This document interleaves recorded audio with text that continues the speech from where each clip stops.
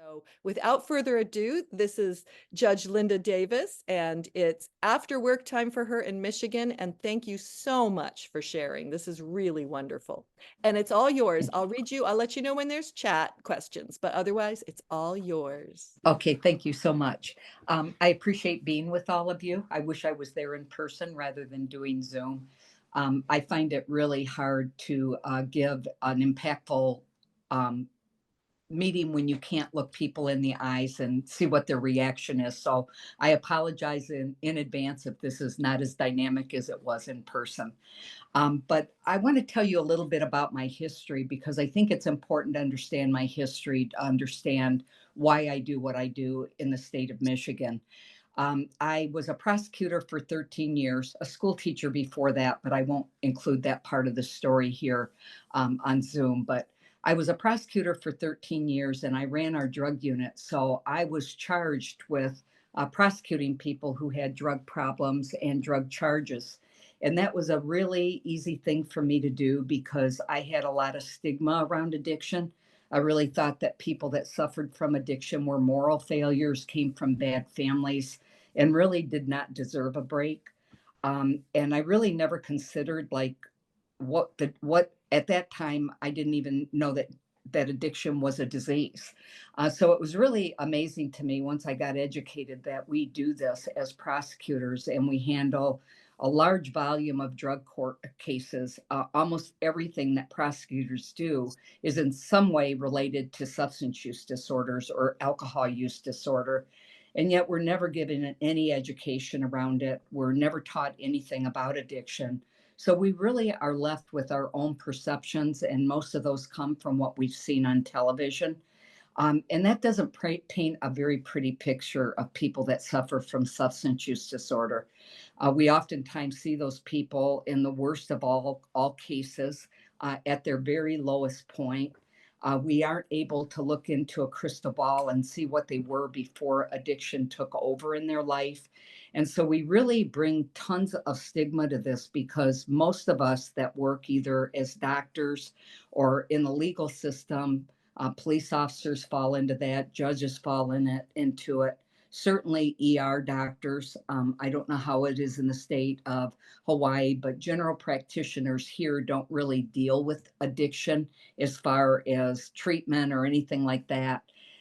And so we really see people when they're at their very lowest, and we all know that addiction causes an array of behaviors that are not flattering, including dishonesty, lying, distrustful behavior, and really pretty much no consideration for anybody around them. And it's really hard to separate that when you're in the throes of it, and that's what your job is, to remember that that's the addiction side of it, not the person side of it. So I was really fortunate. I spent 13 years at the prosecutor's office. And like I said, I have lots of notches on my belt for putting people in jail that had substance use problems and dealt with substances in general. And then I was fortunate enough to be appointed by the governor of the state of Michigan back in 2000 to sit as a district court judge in a very large area of Macomb County. And I took those same attitudes into my judgeship. If you came in front of me and you were using drugs or were dealing drugs or anything at all that had to do with drugs or alcohol, chances were that you were going to get some jail time as a result of it. I didn't want to hear your sob stories. I didn't pay any attention to the families that were there and devastated by what was going on. And yet things were really changing. I was seeing the same people that I prosecuted over and over again coming into my courtroom. And I consider myself a very intelligent person. You would have thought that I would have stopped and thought, well, boy, whatever we did back all those other times ago didn't really work. And yet I was continuing to do the same thing, incarcerating people and see them coming over and over again. And I spent 19 years on the bench. And during that time, I saw many of the same people come through multiple times and really not improving their life and still continuing to commit crimes and be pretty much a nuisance to society.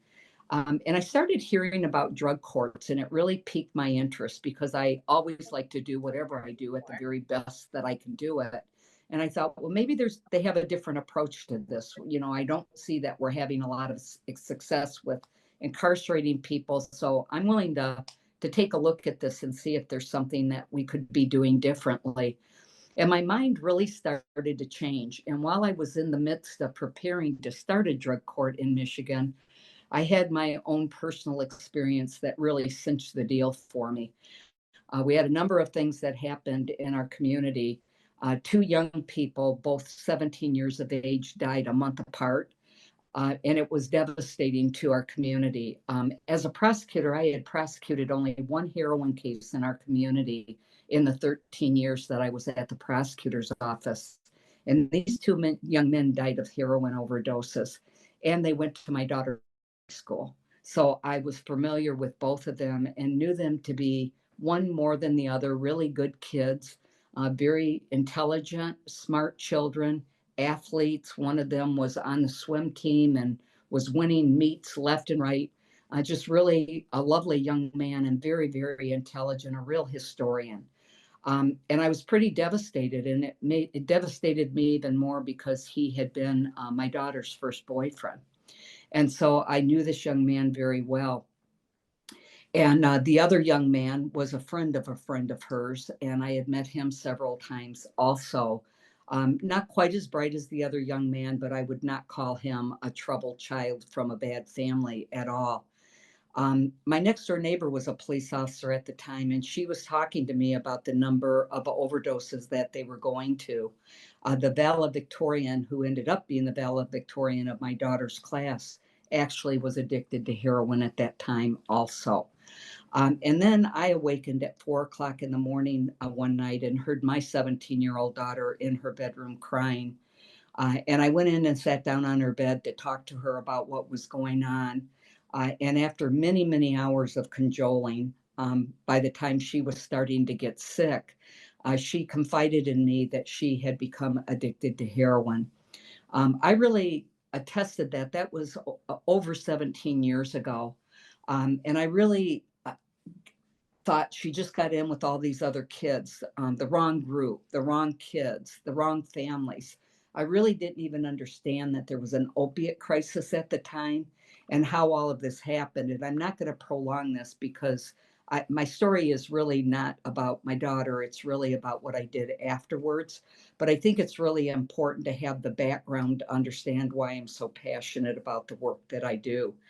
Um, so I started trying to find treatment for my daughter after she confessed this. And I just want to go back and say that years later, once we really started Families Against Narcotics, and I became educated about a lot of this and realized there was an opiate crisis, my daughter had had a surgery that summer before her senior year, and she was prescribed large volumes of Vicodin, a 90-day supply of it. And I was told by the doctor to get ahead of the pain and to make sure that she took it. And so I always say, and I know there are some doctors on here, I don't want you to think I blame doctors. I'm very good friends with the doctor that prescribed to her. He no longer prescribes the way he used to and has really taken the education that we do to heart. Has apologized profusely, but in all honesty, I don't for 1 minute think he did that intentionally. I just think it's what doctors were taught, and you were doing the best you could at the time with what knowledge you had, the same way I did in my courtroom and as a prosecutor. We go on what knowledge we have at the time, and all we can do when we work in this space is hope that people learn along the road and that we are the carriers of good messaging that really makes people think of what they're doing and want to do better tomorrow. And so, as we began her journey, I really found that we had a very broken system of recovery. There was no one in Michigan that was treating addiction as a disease. It was definitely being treated as a moral failure, because all of those people working in the fields that were dealing with her had watched the same TV shows and had the same stigmas that I had carried for so many years. And so it was really difficult to find treatment. We were called, I didn't call saying, hello, this is Judge Linda Davis, and I'm trying to get my daughter into treatment. because I was ashamed, and I didn't want anybody to know who it was. I just wanted to get my child help. And we spent over 4 hours on the telephone, and I was calling all of the places that, as a judge, I refer people to, and found that really there was no help. We were never able to find treatment for my daughter in the state of Michigan. And so we sent her all over the country for the next 3 years trying to help her battle this disease. And she came to me asking for help. That's what the morning was all about, is saying, Mom, I've tried so many times on my own. I'm so ashamed. I know that you're going to hate me for this. And so we were really in this together at that point. She did not fit the stereotype. She was a straight A student, an athlete. She had injured herself in a competitive cheerleading competition that she was involved in, and had wrenched her knee and tore her knee up pretty badly, and that's why she had had the surgery. And so and had never given me a day's problem, even during her drug use. She never broke curfew. There really were not a lot of signs of it, other than the fact that she lost weight, and seemed to care less about herself. But she maintained good grades during that first period of her addiction. And fortunately, we caught it early before she totally bottomed out. And she never had any legal problems, and it was not because I shielded her from that. She asked for help before it ever got to that point. So even with her minimal amount of exposure to these drugs and her willingness to get help, it took 7 inpatient treatment programs, and multiple transitional housing situations, many trips back and forth home, and then again to another state to find treatment before she was able to overcome her addiction. And I will say that she will have 15 years of sobriety this summer. And is doing very well, is expecting her second child, works for a court. And yes, I did help her get that job. But she has maintained it for the last 7 years and is one of their valued employees, and has finished 3 years of college. And so she really was given a chance because her mother was tenacious, and I would not give up on her. And my family had the means to pay for her to go to the best of the best treatments around the country. But it really rang hard on me, of all the people that I had wronged in the professions that I had the real joy of serving in as a prosecutor and as a judge. And it really changed me from the inside out. And I realized that the way I was looking at addiction was wrong. By that time, I had started Fan at the beginning of her addiction.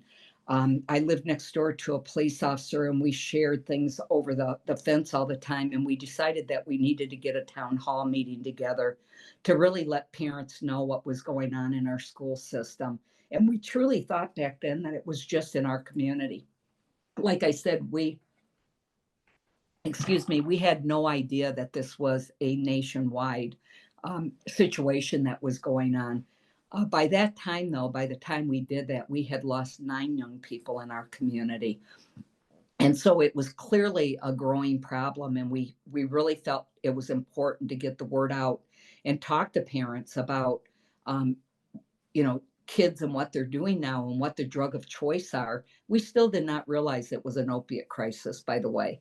And so we started this organization, and one of the young people who showed up that had got addicted to opiates and was in recovery for a couple of years by that point, he said, why don't we start going into schools and talking to people and let us do the talking? Because we used to sit in those chairs not so long ago, and none of us thought it would ever happen to us either. And they were athletes and good students and good kids.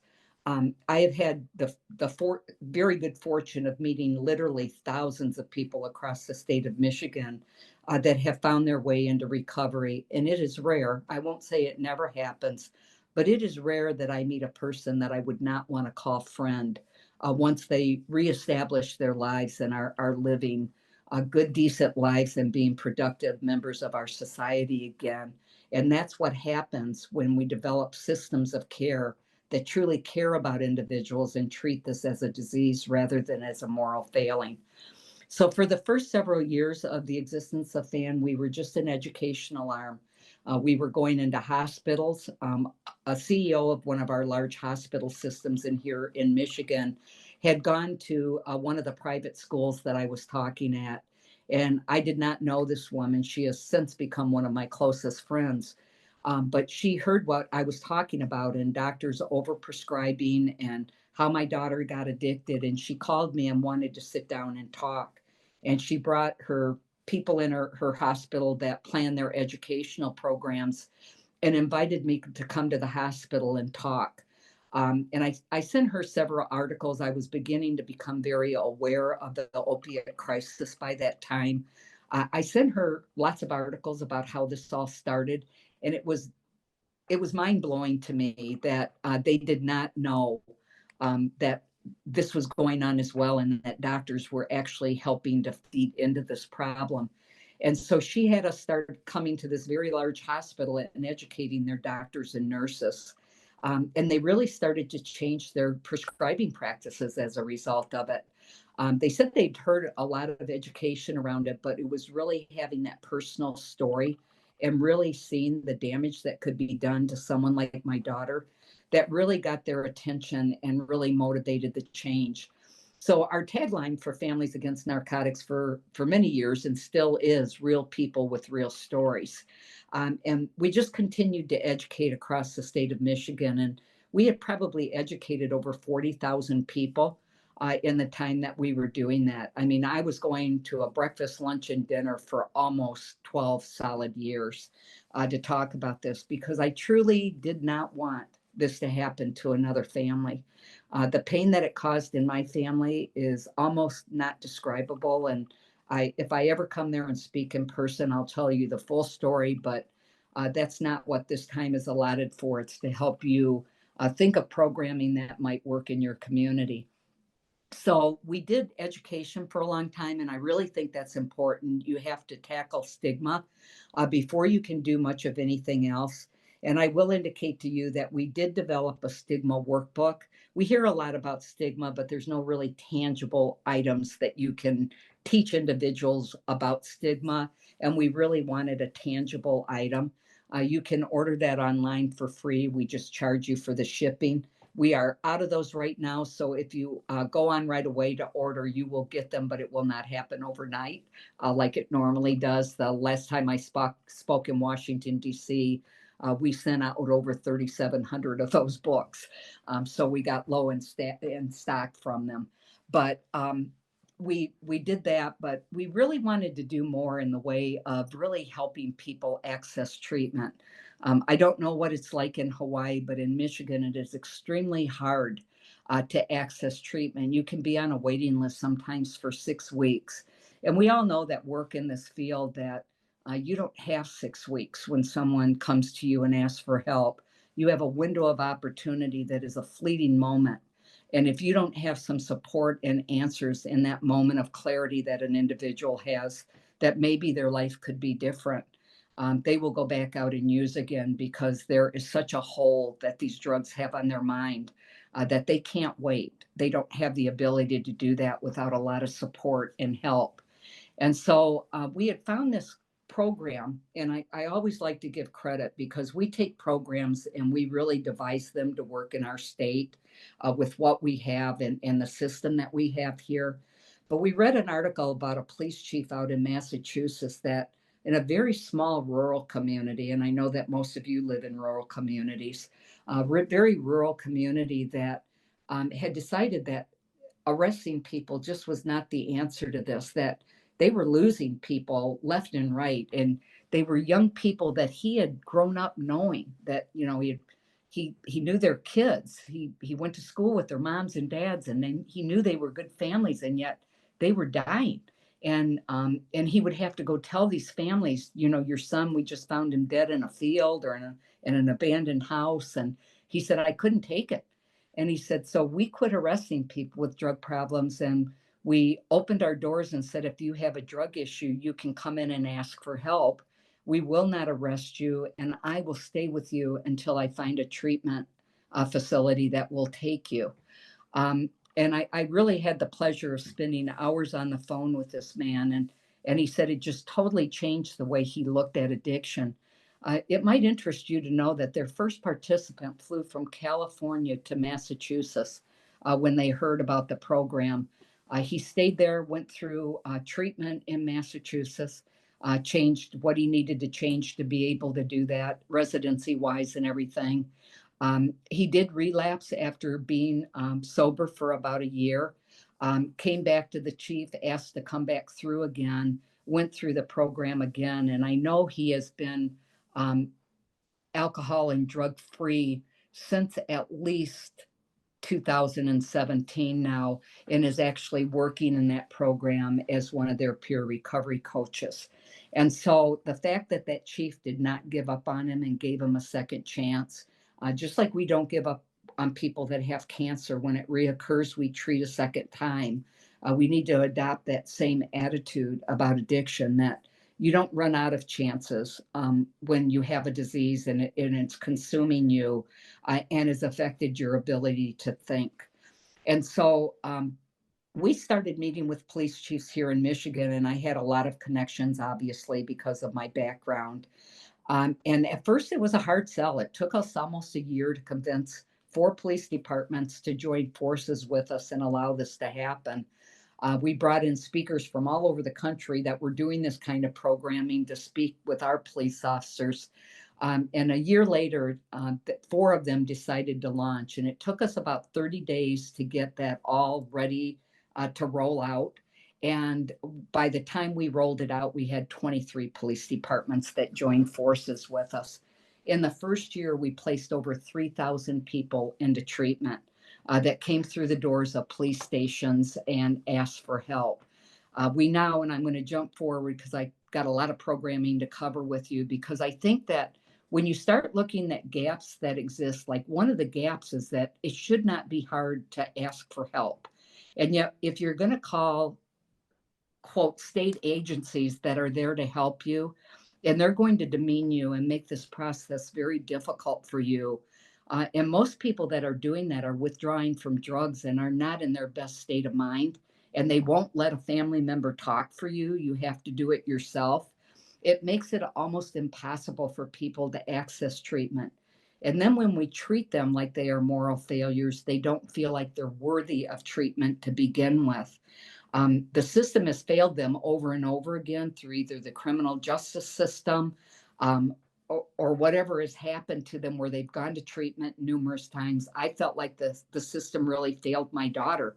I mean, we're paying $30,000 a month for treatment, and you come back out and you're clean for 4 days and you use again. What just happened here? You know, and yet these treatment facilities, when I started visiting them, they weren't really doing treatment. They were holding very glorified AA meetings and calling it treatment. And we were paying because we were fearful. And so we really wanted to design programming that really stayed with people and gave them their best chance. We all know that it takes a minimum of 1 year for your brain to heal from drug use. And yet most programs are 30 days and done. And that just doesn't cut it. And then in Michigan, I don't know about there, this has changed since, but back when my daughter first started going through this, if you went to a treatment, you weren't eligible to go again that year. And so you were left without any way of recovering from this very deadly, by that time, very deadly disease. And so we really wanted to provide a system of care. So when we first started, we mimicked exactly what they were doing in Massachusetts. Open the doors, come in, ask for help. FAN, my organization, would send volunteers to the police department. And I want to indicate to you that when we first started this program, we had zero funding. We did it all with volunteers. We trained angels on how to talk to people, how to use the system of care that we have in Michigan and make phone calls for people and stay with them and help them answer questions that were going to be asked for them. And they were mostly volunteers that were parents that had children that had either suffered from substance use and were still in the throes of their addiction, or that had lost their children that were manning our police stations at that point. That program has now grown. We now have 145 police departments and 14 that we are onboarding in the next month that are opening their doors and allowing people to come in and help. So when you walk in the door, we stay with you for a full year minimum, more if you say you need it. We assign a peer recovery coach the minute you make that phone call. So that peer recovery coach is going to help you navigate very muddy waters in the very beginning. They're going to do a needs assessment on you, see what your needs are. Do you have stable housing? Do you have food insecurities?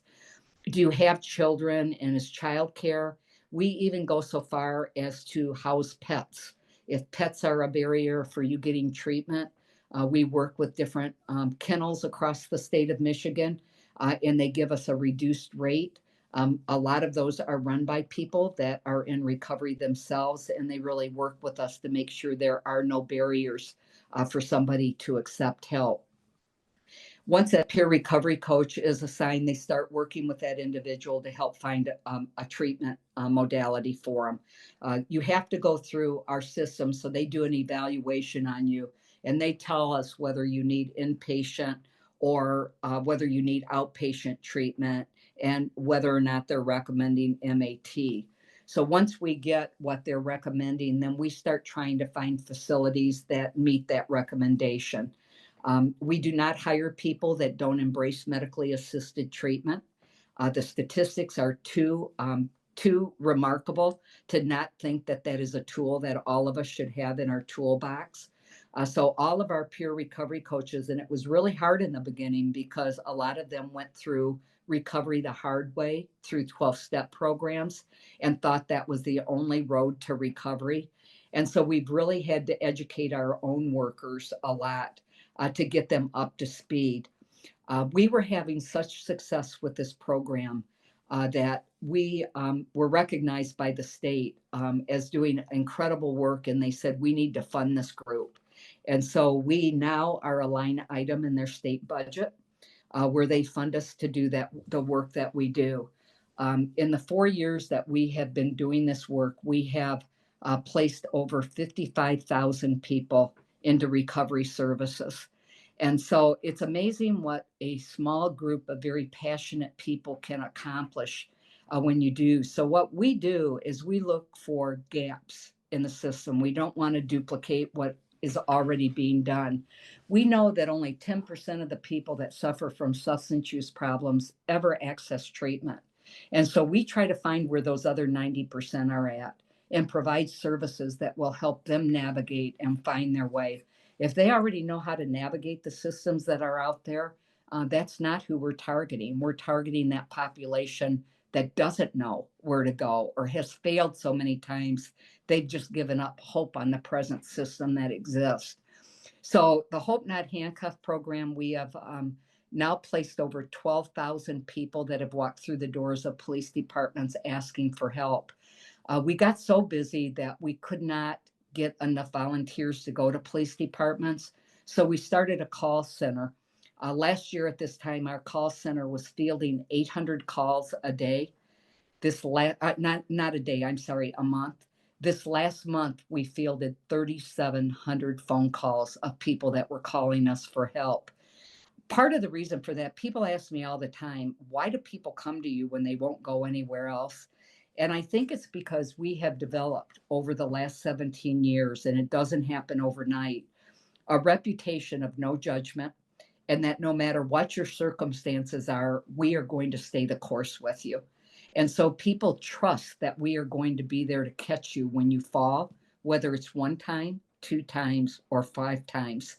I will tell you that as we begin filling the gaps and connecting our programming, though, we see more and more success with people maintaining long-term sobriety without all the dips back into relapse. And so we we knew that not everybody was comfortable walking into a police department and asking for help. So we decided to go to them, and we started a quick response team. Once again, we were funded by the state of Michigan to do that.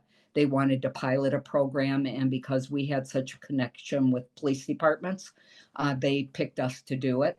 And so we did our QRT at first with police departments. We now have expanded that. We do it with hospital systems and also with EMS.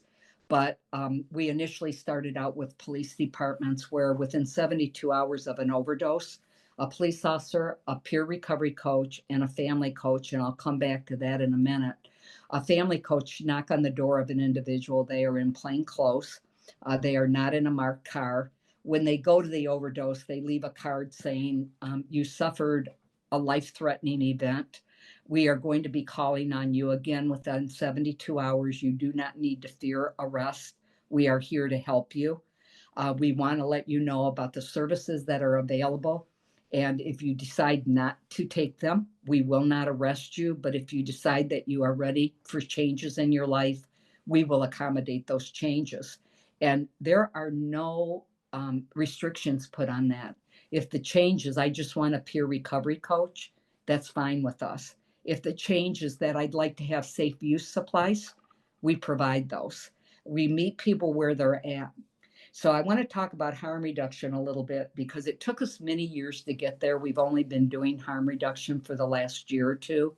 Most people think harm reduction is naloxone, which is an easy sell to people. It wasn't in the very beginning in Michigan, but the police had the same reaction to it that they did full on harm reduction supplies. Is that Pete? That will just encourage people to use. Well, the truth of the matter is people are using whether we give them clean use supplies or not, and they are dying at alarming rates. And so we need to get over ourselves and our prejudices about this. I always like to show what we do with real medical conditions when we consider them real diseases and what we do with addiction. If somebody is suffering from diabetes and they have to do insulin shots, and I know that's getting less and less frequent now because we have pumps and all kinds of really unique things. But we all know that diabetes can be caused by many things, and one of them is overeating and lack of control. And we never punish people that decide to eat pumpkin pie or coconut cake on Easter. We don't challenge that. We let people make choices for how they want to live their lives. And we still continue to let them get clean supplies to take insulin with, whether they can't control themselves or not. And they don't even have a brain disease. They have a blood disease. And so we really put lots of restrictions. We want to call this a disease, but we don't want to treat it like a disease. And I think we're getting to the point where more and more of us are realizing that we are part of the problem when we don't do that.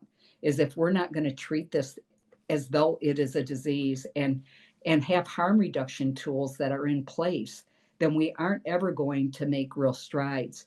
And people say, well, addiction is different, but it's really not. It affects your brain. And I always like to throw this out, and I don't have the articles in front of me to quote this, but I did a lot of research on this years ago. And it's really amazing to me that, if we can keep somebody, the reason we picked 1 year is because if you can keep somebody drug free for 1 year, they only have about a 61 or 62% of going back and ever using again. And those might be off a point or two. So don't hold me to that. The very same thing is true with cancer. If somebody stays cancer free, they have about a 60% chance of not getting cancer again if they can stay cancer free for a year. If you can get somebody substance free for 5 years, there's a 73% chance that they will never go back and use again. And if you can keep somebody cancer free for 5 years, there is about a 73% chance that they will never get cancer again. And yet we want to look at this as though it's something different. And we really need to change that attitude to be able to treat this population of people with the care and the resources that they really are deserving of. People that got addicted because of a prescription that was written to them for an injury, a tooth being pulled, or an injury that they had, should not be penalized. But also people that did this just because it was what they culturally were used to and were raised in families that were substance users at some point in their life, and they knew no other way, should not be penalized because they had the chemical makeup that affected their brain and made them unable to control this behavior while they were using drugs. And so it's really important that we start having those tough conversations around harm reduction modalities. I will tell you that when we started, it was a hard sell, and police officers are now even embracing it and allowing us to do it right in the homes when we go, because they see the value. People are 5 times more likely to to access recovery services if we treat them with dignity and respect while they are in their using phase. And so I'm not willing to let that 5% go. You know, that, those people that will, the 5 times more likely, I'm not willing to let those people not get the services they need because my personal beliefs get in the way. And I will tell you that harm reduction was a hard sell for me. I come from a criminal justice background, and that just sounded crazy to me. But the more I read and the more I study about it, it really is what we need, because hepatitis is at an all-time high, HIV, and it's because of the intravenous drug use, and getting clean use supplies really does not increase litter. It doesn't do any of the myths that we know around harm reduction. What it does is make it 5 times more likely that people will seek recovery services. And we see it every day in our organization, is that people that you would have never, ever, ever, ever thought would find recovery, find their way there if you stick the course with them long enough. And so that's another part of the programming that we have added. Um, we don't do that across the whole state yet, but we're getting there. And I will say that Michigan is one of the states that has embraced, at least in philosophy, not in legislation yet, but there is legislation pending that will make it illegal to arrest somebody that has safe use supplies on them if they got them from a bona fide SSP service. And so we are making headway in that area.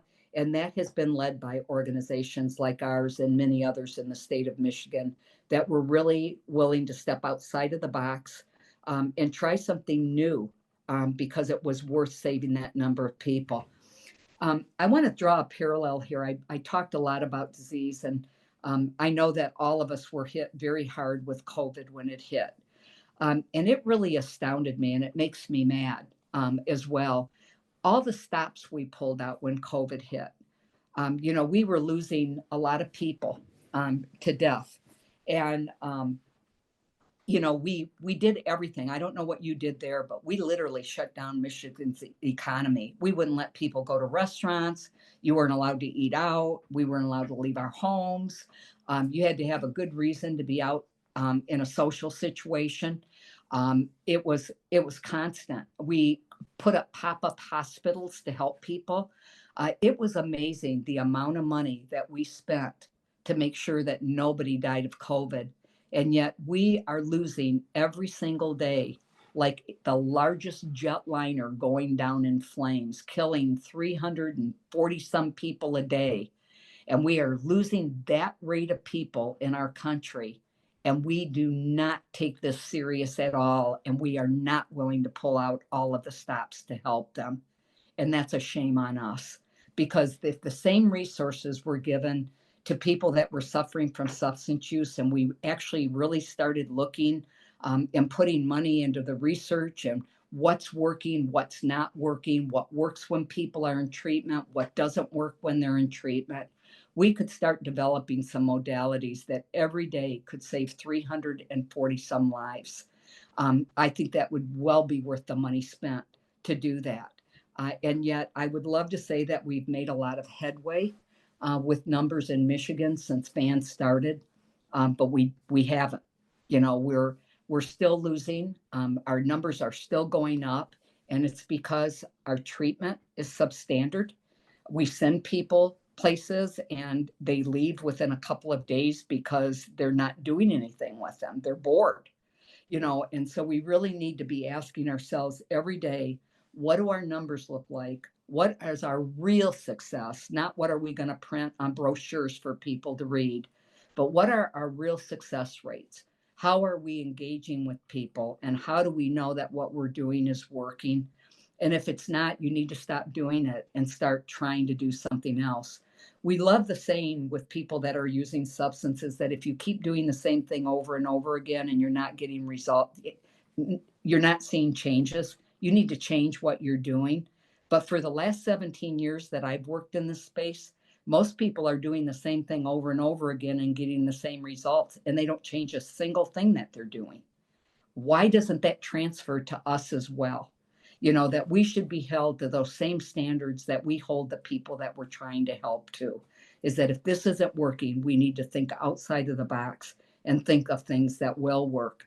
So we've made such a splash with these programs in the state of Michigan that we also convinced some of our prosecutors to not arrest people that have drug issues. We don't let them go scot free. It's just not like drugs are legal now, you go away. But what they do is instead of arresting them, they call us. We go and meet them on the scene and we start offering recovery services. And if they are willing to accept them, that doesn't mean abstinence right in the very beginning. If they are willing to at least meet with us and start having conversations, they don't get charged with a crime. And if we can get them into recovery services and they improve their life, not stop using drugs, improve their life. They're using less than they were the month before, where we start seeing small changes in behaviors, the police do not charge them.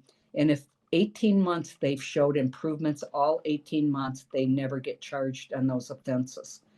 And so when you really start showing that what you're doing is working and that you're having large successes with it, then you start getting buy-in in areas that you never ever thought of. A lot of organizations exist to do what they do. They don't exist to see systems change. That is at the heart of everything we do, is that if systems aren't working, we want to change those systems. It's why we work with police officers. We also work with 17 ER rooms, with four major hospitals in the state of Michigan, in 17 of their ERs, where they do the same thing the police do.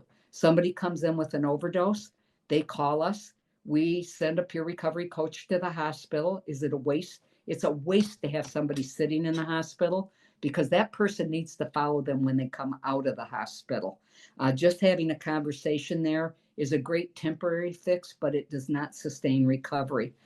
And so we were spending a lot of money in Michigan with doing medically assisted treatment in the ERs. And the doctors would call us and say, look, this isn't working. We get them started with like Suboxone or Vivitrol or whatever it is they're going to use in the ER, methadone. They leave the doors. We never see them again. They never show up for another appointment.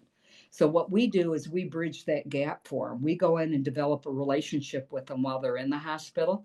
We get them into a treatment bed while they're in the hospital, and we transfer them.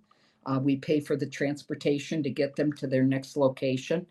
We find out how many days they're going to be there, and we meet them at the door when they're coming out, and we take them to their first recovery meeting.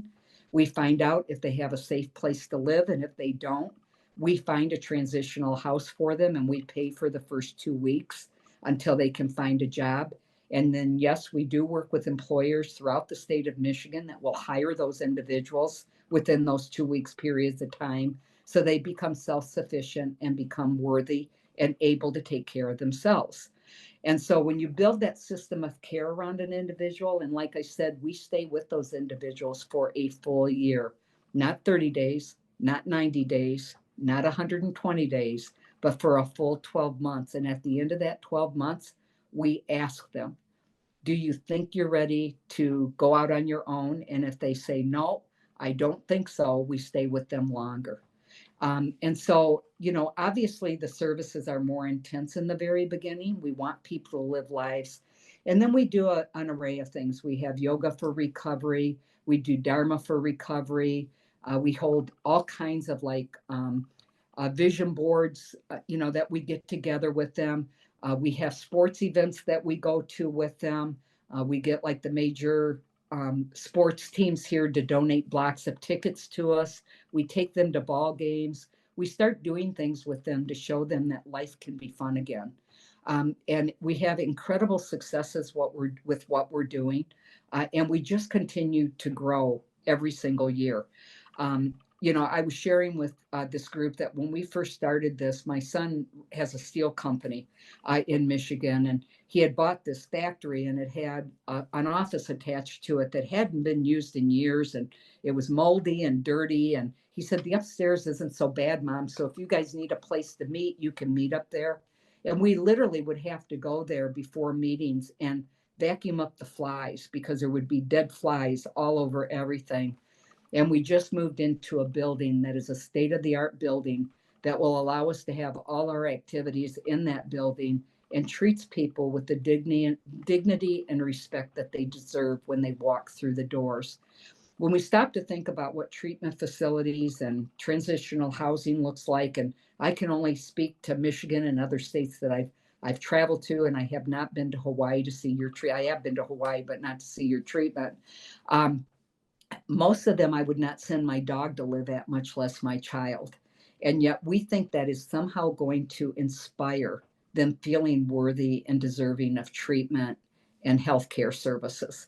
And so we really need to change the trajectory of how we treat people before we can expect them to come to us with open arms and say, please help me. Before I take questions, I'm going to leave you with one thought. When I first started this journey, I read a book called Moments of Clarity. And it was really a book that changed my life.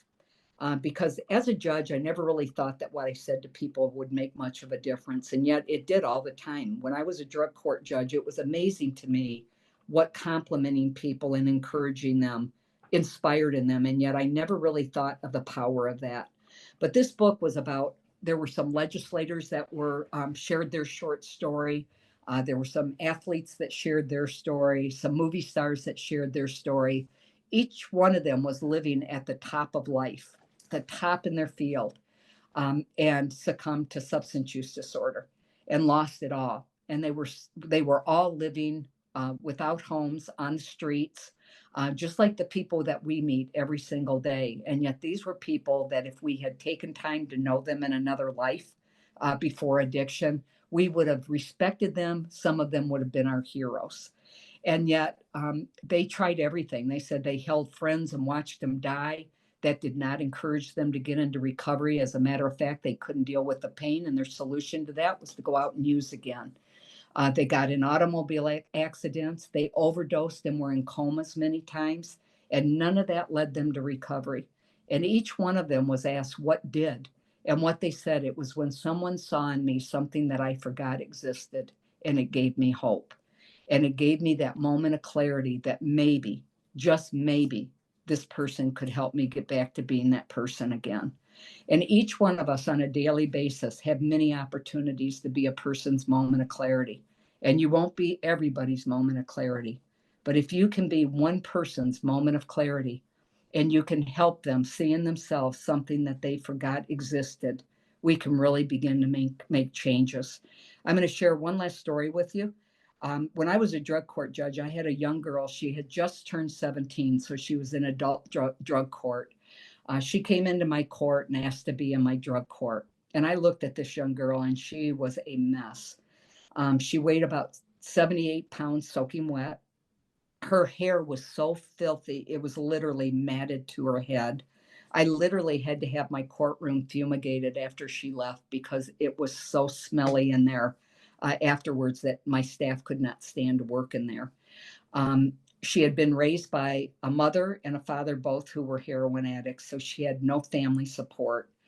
And I'm sitting there looking at this girl, and it was early on in my drug court days, and I was looking at her, and I thought, I can cheer you on, but I'm going to tell you in my heart, I did not say this to her. In my heart, I did not think there was 1% chance that this girl would make it.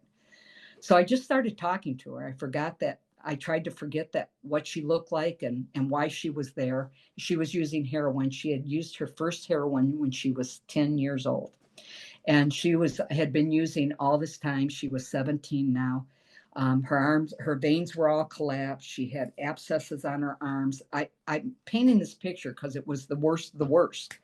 And I asked her, I said, before you started using drugs, what did you want to do with your life? I mean, I'm sure that's not what you wanted to grow up being, with someone who used drugs, was it? And she said, no, I liked art. I wanted to be an artist. And I said, oh, really? Were you good? And she said, yeah. And I said, what kind of art did you want to do? And she said, I wanted to work for Disney. And she said, I love Disney and I wanted to be an artist for Disney. And I understand they have a big art program. I learned that when I was really young. And I said, well, I'm not Disney, but I said, I'll make you a deal. I said, why don't you start drawing and showing me what you can do? And she said, okay. And I said, every Monday when you come to court, I want you to bring a picture that you've drawn.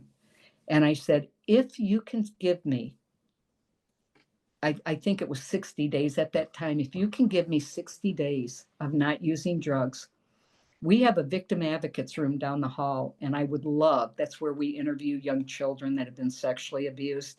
I would love to have Disney characters drawn all over those walls so that when they come in, they feel comfortable. She lit up like a light bulb. And she left, went out of the court. We got her set up with her inpatient treatment. I didn't see her for the next month because she was inpatient.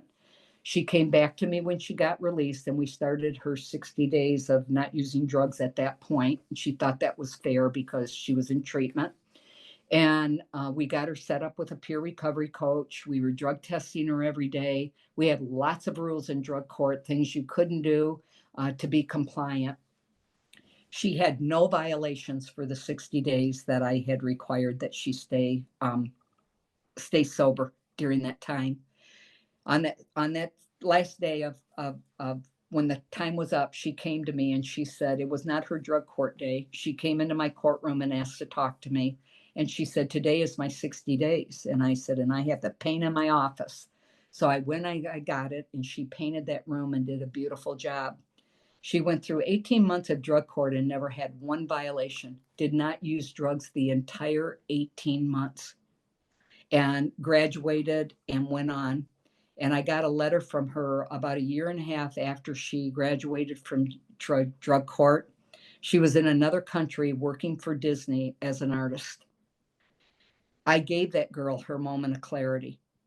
And when we give that moment of clarity to people, we start changing their lives, and they see something, a hope that did not exist before we started working with them. And I just hope that this inspires you. I mean, we did a lot of programming, and I told you it took us a lot of years to build this, but don't let that be a deterrent to start making small changes. Grab that low hanging fruit and start making the small changes that you can make right now, today, to be that moment of clarity for somebody. Thank you for your attention. Thank you so much. I get chicken skin when I listen to you because you've done so much as one person to change a state and to change attitudes and to change the stigma. I want to know Oh, I more. have a whole army of people that work with me, so it's not just me. I want to be clear on that. You do now, but it takes a small group to start something like this. And we don't have good recovery housing, and we don't have good recovery services. And, you got to be a criminal. You got to commit a crime in order to get state services for recovery. I mean, that's how it is here. I know, let's see, next week we have Dr. Chan speaking. We don't have the topic, Dr. Chen. But I know that Dr. Joseph Cohn wanted to comment. Anybody else have questions or comments?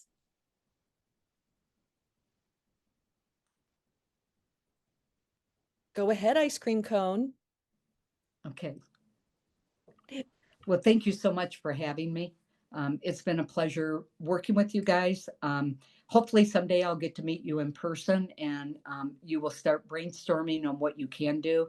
I'm going to tell you, we had very little services here when we started also, but just start talking to people. I mean, conversation is the beginning of recovery. Just start having conversations with people. They'll tell you what their needs are, and then build your programs around them. Okay. Thank you for all the wonderful comments in the chat, by the way. Oh, good, you're seeing them. Yeah, I am. Dr. Cohn, did you want to comment? It's the incredible work, needed some positive outcomes.